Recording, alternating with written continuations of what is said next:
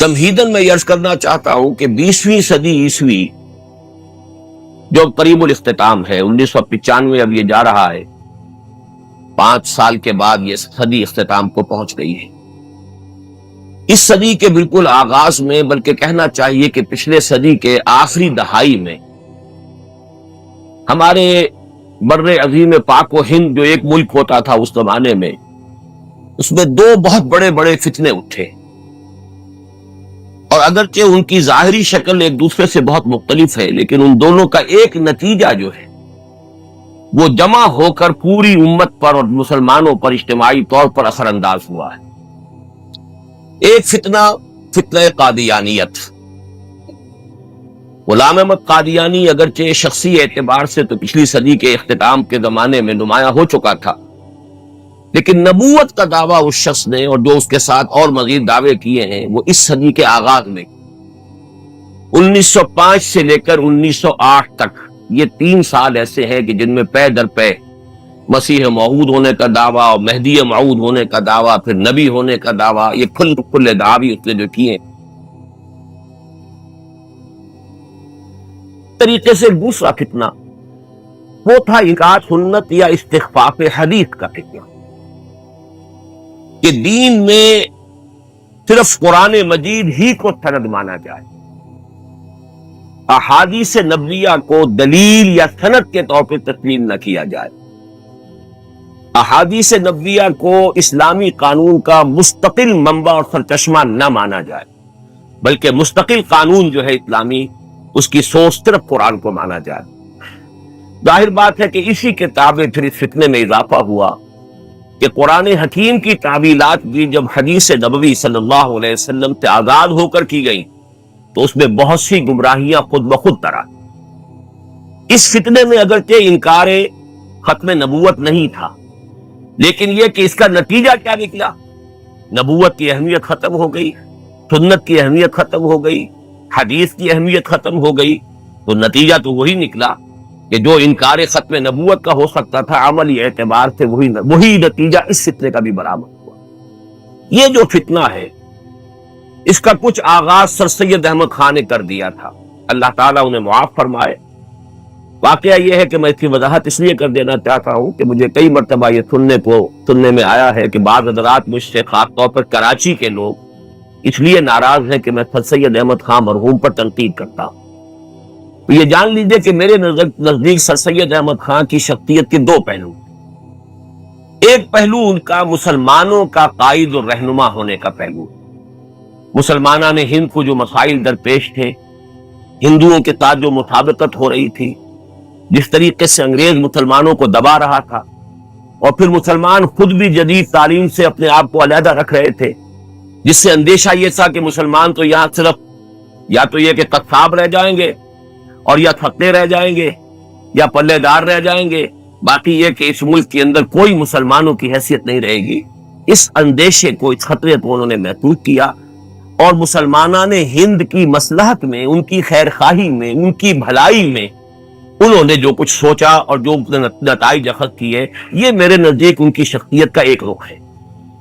اس میں انہیں بے انتہا مخلص آدمی سمجھتا ہوں۔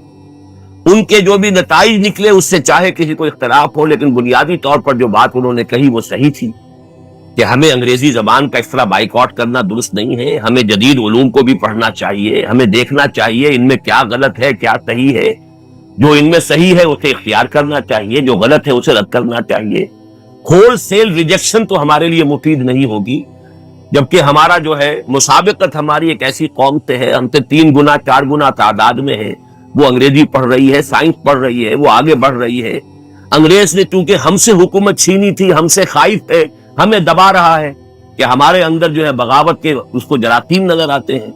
ہندو پہلے بھی غلام تھا، پہلے مسلمانوں کا غلام تھا، اب انگریزوں کا غلام ہو گیا، تو اس کو کوئی وقت دقت محسوس نہیں ہوئی، اس نے انگریز کے ساتھ فوراً مصالحت کر لی۔ ان سارے حالات میں جو رائے ان کی تھی نہایت مخلصانہ، نتائج کچھ بھی نکلے ہوں، لیکن یہ کہ جہاں تک ان کی نیک نیتی کا تعلق ہے، ان کے خلوص کا تعلق ہے، اس میں مجھے کوئی شک، یہ ان کی شخصیت کا ایک رخ ہے۔ بلکہ یہ بھی کہ وہ خود ایک نہایت پابند صوم و صلاۃ انسان، نہ صرف پابند صوم و صلات تھے، سب کو معلوم ہے ان کی داڑھی، وہ تو یوں سمجھیے کہ آج کل تو شاید ہی کہیں اس قسم کی داڑھی نظر آتی ہو کہیں۔ پھر یہ کہ ان کا پردہ ان کے گھر میں اتنا سخت تھا کہ اس وقت کے گورنر نے، یو پی کے گورنر نے یہ کہا کہ میری بیگم آپ کے ہاں آپ کی خواتین سے ملنا چاہتی ہیں، تو جواب یہ دیا تھا سید احمد خان نے کہ ہماری خواتین کا غیر عورتوں سے بھی پردہ۔ اور واقعہ یہ ہے کہ سورہ نور میں جو الفاظ آئے ہیں وَنِسَائِهِنَّ، محرم جو ہے وہ در حقیقت جب ان کی فہرست آئی ہے سب کی، جن کے سامنے تو مسلمان عورت اپنی زیبائش اور آرائش کے ساتھ زینت کے ساتھ آ سکتی ہے، تو وہاں پر تمام عورتیں نہیں کہا گیا، وَنِسَائِهِنَّ، ان کی اپنی جو عورتیں۔ اس پر انتہا درجے میں عمل کیا، اور جرأت کا عالم دیکھیے کہ lieutenant governor of U P, اور ان کو جواب دے رہے ہیں سر سید احمد خان کہ ہماری خواتین کا غیر خواتین سے بھی پردہ ہے۔ تو معلوم ہوا کہ جہاں تک خود دین پر عمل پیرا ہونے کا تعلق ہے، اس نے کوئی کمی نہیں کی۔ اسی طریقے سے حضور صلی اللہ علیہ وسلم سے ان کی محبت جو ہے، واقعہ یہ کا آپ اندازہ نہیں کر سکتے۔ جب وہ کتاب لکھی گئی ہے حضور کی سیرت کے اوپر حملے کیے گئے ہیں، اور کرنے والا وہی شخص تھا گورنر یو پی کا، تو آپ کو معلوم ہونا چاہیے کہ اس کا جواب جو لکھا ہے سر سید احمد خان نے براہین خطبات احمدیہ کے نام سے، وہ بہت زبردست ایک کتاب ہے، اور اس کتاب کے لیے وہ انگلینڈ گئے ہوئے تھے، اور اس کو چھپوانے کے لیے ان کے پاس پیسہ نہیں تھا۔ انہوں نے یہاں پیغام بھیجا کہ میری کوٹھی بیچ دو اور مجھے وہ رقم فراہم کرو تاکہ میں وہ کتاب شائع کر سکوں۔ تو میں نے یہ ساری باتیں اس لیے کہی ہیں کہ مجھے سر سید احمد خان سے کوئی قد نہیں ہے، کوئی بغض نہیں ہے، کوئی دشمنی نہیں ہے، لیکن ان کی شخصیت کا ایک دوسرا پہلو ہے جس کو ماننا پڑتا ہے۔ انہوں نے اپنے آپ کو ایک مفسر قرآن کی حیثیت سے بھی پیش کیا، انہوں نے اپنے آپ کو دین کے ایک ترجمان کی حیثیت سے بھی پیش کیا۔ اب یہ فرق دیکھیے، قائد اعظم محمد علی جناح کا معاملہ یہ ہے کہ وہ صرف ایک سیاسی رہنما بنے، انہوں نے کہیں مفسر بننے کی کوشش نہیں کی، کہیں محدث بننے کی کوشش نہیں کی، کہیں کسی دینی مسئلے کے اندر رائے دینے کی کوشش نہیں کی، لہذا اس اعتبار سے ان کے لیے بہت ہی وہ معاملہ محفوظ رہا۔ سر سید احمد خان کا معاملہ یہ ہے کہ انہوں نے 15 پارے کی تفسیر لکھی ہے، وہ مفسر کی حیثیت سے سامنے آتے ہیں، مکمل نہیں کر سکے لیکن پورے 15 پارے کی تفسیر لکھی۔ پھر یہ کہ انہوں نے بہت سی دینی جو تعویلات کی ہیں، اس میں یقیناً بہت بڑی بڑی گمراہیاں ہیں، بہت بڑی بڑی ٹھوکریں ہیں جو انہوں نے کھائی۔ انہوں نے جنات کے وجود کا انکار کیا ہے، جن کوئی نہیں ہے، صرف اجڑ گوار قسم کے لوگ جو ہوتے ہیں مشتعل مزاج، وہ جن کہہ دیے گئے۔ انہوں نے فرشتے کا انکار کیا ہے، فرشتہ کوئی شے نہیں۔ جبریل امی قرآن با پیغام نمی خام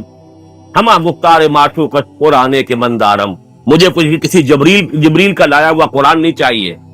میرے پاس جو قرآن ہے وہ تو میرے معشوق کا کلام ہے۔ اب معشوق اللہ کے لیے بھی ہو سکتا ہے، اللہ محبوب ہے اہل ایمان کا، اور محبوب اور معشوق محمد الرسول اللہ بھی ہو سکتے ہیں، دونوں کا امکان تو موجود ہے، لیکن یہ کہ بیچ میں سے پتہ چاک کر دیا گیا حضرت جبرائیل علیہ السلام۔ حالانکہ آپ کو معلوم ہے کہ ایمان بالملائکہ جو ہے وہ ہمارے بنیادی ایمانیات میں شامل۔ آمنت باللہ وملائکتہ وکتبہ ورسلہ والیوم الآخر والقدر خیرہ وشرہ من اللہ تعالی والبعث بعد الموت، اللہ کے فوراً بعد اس کے ملائکہ پر ایمان۔ اس اعتبار سے سر سید احمد خان ہی سے استخفاف حدیث کا فتنہ شروع ہوا ہے۔ اس فتنے کو پھر اس ملک کے اندر کافی بڑے پیمانے پر انگریزی اسکولوں اور کالجوں یونیورسٹی سے تعلیم شدہ لوگوں میں سے پھیلایا ہے علامہ مشرقی نے۔ لیکن دوسری طرف دو اور اشخاص جو علماء کے طبقے میں سے نکل آئے اس دور میں، ایک عبداللہ چکڑالوی ہوتا تھا پنجاب کا، اور ایک اسلم جیراج پوری ہوتے تھے یو پی کے، ان دو حضرات نے بھی انکار حدیث کے فتنے کو بڑی ہوا دی، اور ہمارے دور میں آ کر پھر یہ سارے فتنے جمع ہو گئے ایک شخص کے اندر، اور اس کا نام غلام احمد پرویز تھا۔ تو عجیب بات یہ ہے کہ غلام احمد قادیانی پنجاب سے اور غلام احمد پرویز پنجاب،